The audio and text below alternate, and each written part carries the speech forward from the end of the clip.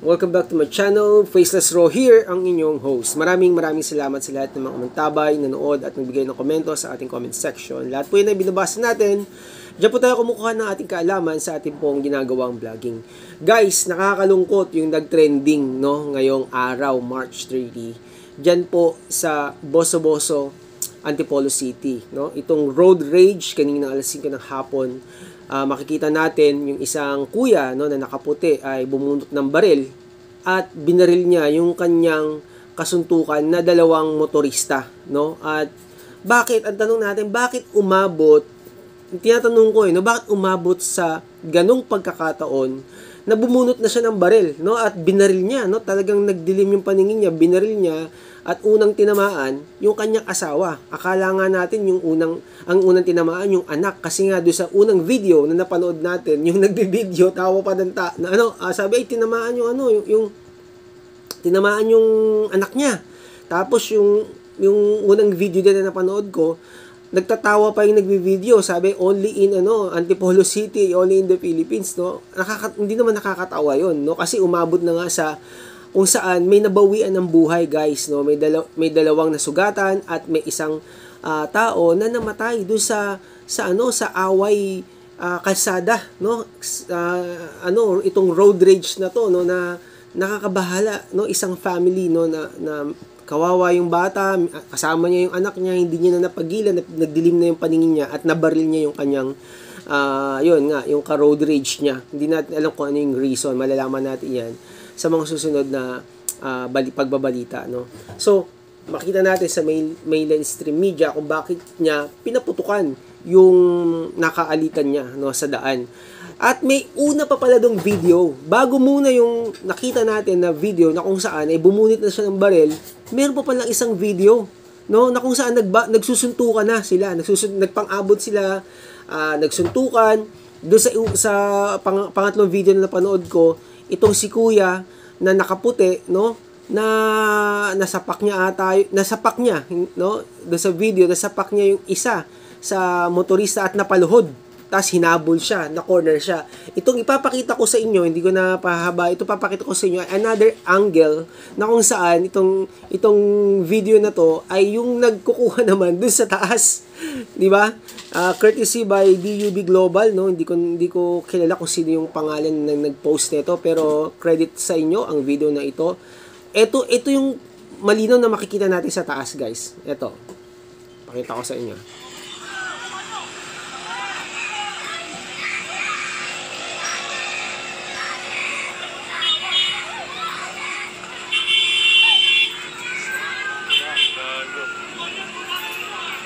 Grabe, sinundan na siya. Si kuya nakaputi, ginulpi. Kinuyog siya. Grabe, kinuyog pala siya eh. Ayan na. Suntukan na nauwi sa barilan. As itong motorista, nagagalit pa dahil inawat siya. Ayan, umawat sa kanya, magagalit pa siya. Hindi ako kumakampi doon sa kuya na namaril, kasi hindi ko alam kung ano talaga yung dahilan. Pero kung makikita natin dito sa video na to, ulitin natin isa pang panood para makita natin. Ayan, lapit ko lang ng konti, guys. Ayun, nasuntok na yung kuya.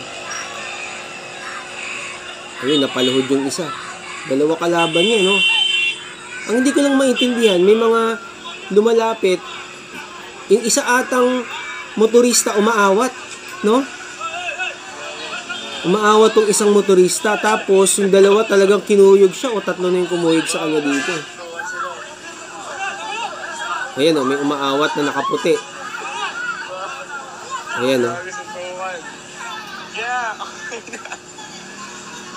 Ayan. Tignan nyo yung ugali nitong isang motorista na to. Nagalit pa doon sa umawat. Inawat na nga siya. So, hindi ko alam kung siya yung nabaril eh. Okay, tapos okay na yan dyan. Wala na dyan. Di ba? Kaya, guys, ilalagay ko tong description na to, itong video na to sa atin pong comment section para mapanood po ninyo. So ito yung makikita ko na very clear sa akin. After noon, 'di ba? Pumunta yung si Kuya doon sa harapan, no? Ito naman yung sa harapan. Pakita ko sa inyo, guys, Yung una nating napanood, tama kayo, guys. Yung una natin napanood, no? At ewan ko, no? Bakit umabot doon? No, umabot na talaga doon sa sa nagkabarilan na. 'Di ba? Pagkatapos noon, ito na yung makikita natin. Ito yung mga nakita natin. Teka lang, guys, harangan daw, harangan. Wait lang, guys, Ay, sorry. Harangan nyo. Ito. Ayan, Ito, guys, Ito. Ayan. Kasi ito na yung sumunod, Diba? Ayun na, bumunot na, Ayun yung una natin na panood. Ulitin ko lang, guys, Ito yung una natin na panood. Diba? Tama ba? Ayan, Ayun. Ayan, guys, no? Kasi baka hindi pwede rito ipakita. Tapos bubuhatin niya yung kanyang, akala natin yung tinamaan, yung anak. Nung pala yung asawa niya. Yan, yung buhat-buhat niya ngayon. Asawa niya yan. Ayan, asawa niya yan. Ayan, guys, okay. Ibaba na natin, So, salute nga pala muna, sa ating mga kapulisan kasi na-apprehend na huli na tong si Kuya at magbibigay siya ngayon ng paliwanag sa presinto, At ang nakakalungkot, guys, yung parang nakuyog siya tapos biglang napunta yung senaryo dun sa sa harapan. Ito na yung unang nakita natin, 'di ba, sa video, makikita natin doon sa sa social media, makikita natin. Ito yung una natin nakita. Ito yung una nag-upload. Imagine mo yung ganong senaryo, nagdilim na yung paningin mo. Okay na sana, nag-uusap na. Tapos biglang, bakit nahantong sa ganong pamamaril? At siguro nagkasagutan pa. Tapos itong nakita ko na mainit talaga itong nakamotor. I'm sorry po, hindi ko kinakampihan si Kuyang nakaputi, yung nakapatay. Pero mainit kasi mali din naman na binaril niya at nakapatay siya. Lalong-lalo na ngayon, gun ban ngayon, election, yung COMELEC, hindi yan basta-basta, may kaso talaga yan. At nakakalungkot.